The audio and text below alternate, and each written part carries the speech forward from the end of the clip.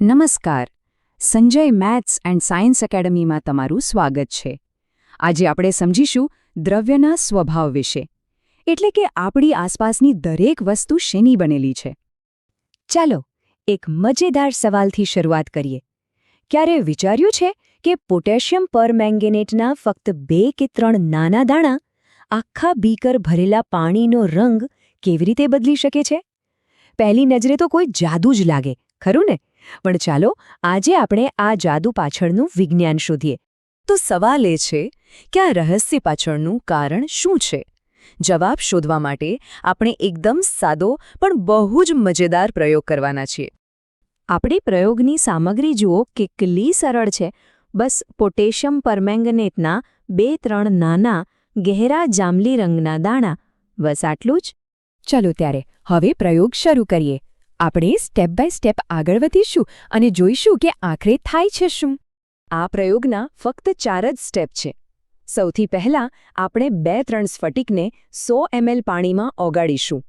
પછી એ રંગીન પાણીમાંથી થોડું લઈને એને બીજા ચોખ્ખા પાણીમાં ઉમેરીશું. અને બસ આ જ પ્રોસેસ 5 થી 8 વાર રિપીટ કરીશું. જોઈએ શું થાય છે.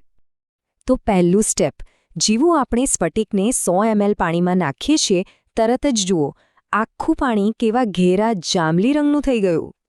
હવે ખરી મજા આવશે.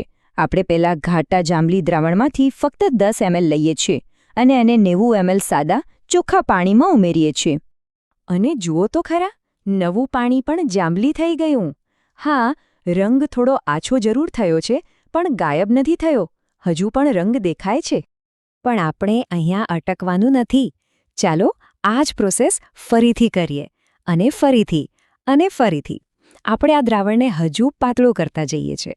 શું લાગે છે, રંગ રહેશે કે જતો રહેશે?